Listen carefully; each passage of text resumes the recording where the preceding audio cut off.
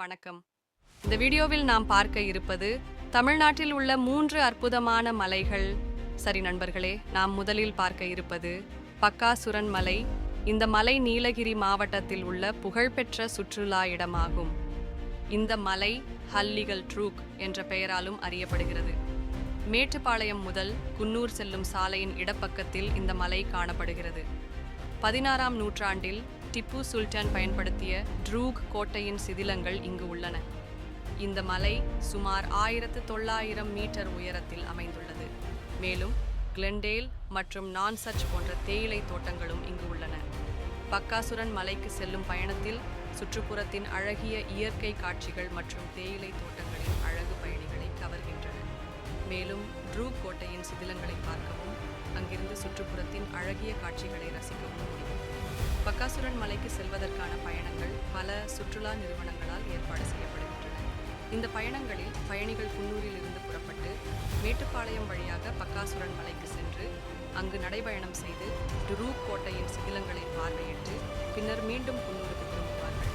பக்காசுரன் மலைக்கு செல்லும் பயணத்தில் பயணிகள் தங்களுடன் குளிர் காலநிலைக்கான உடைகள் போன்றவற்றை எடுத்துச் செல்லுவது நல்லது. மேலும் பக்காசுரன் மலைக்கு செல்லும் பயணம் இயற்கையின் அழகையும் வரலாற்று முக்கியத்துவத்தையும் அனுபவிக்க விரும்பும் பயணிகளுக்கு ஒரு சிறந்த அனுபவமாக இருக்கும். 2ஆம் வட்டக்கானல் என்பது தமிழ்நாட்டின் மேற்கு தொடர்ச்சி மலையில் கொடைக்கானல் அருகிலுள்ள அழகான ஒரு சிறிய கிராமம். இது இந்தியாவின் சிறிய இஸ்ரேல் என அழைக்கப்படுகிறது, ஏனெனில் இஸ்ரேலிய சுற்றுலா பயணிகள் அதிகம் வருகை தருகிறார்கள். வட்டக்கானலின் சிறப்பம்சங்கள் வட்டக்கானல் நீர்வீழ்ச்சி, பசுமை சூழ்ந்த அழகான நீர்வீழ்ச்சி, டால்பின்ஸ் நோஸ், பள்ளத்தாக்கின் கண்கவர் பார்வையை வழங்கும் புகழ்பெற்ற இடம், எக்கோ பாயிண்ட், இயற்கையாக ஒலிகள் எதிரொலிக்கும் அழகான இடம், பைன் காடுகள், நடக்கவும் புகைப்படம் எடுக்கவும் சிறந்த இடம், குளிர்ந்த காலநிலை, ஆண்டு முழுவதும் குளிர்ந்த வானிலை, கோடை வெப்பத்திலிருந்து ஓய்வெடுக்க சிறந்த இடம். இது கொடைக்கானலின் கூட்ட நெரிச்சலற்ற அமைதியான மாற்றாக இருந்து நடைபயணம், ஓய்வெடுத்தல் மற்றும் தமிழ்நாட்டின் மலையின் அழகை அனுபவிக்க சிறந்த இடமாகும்.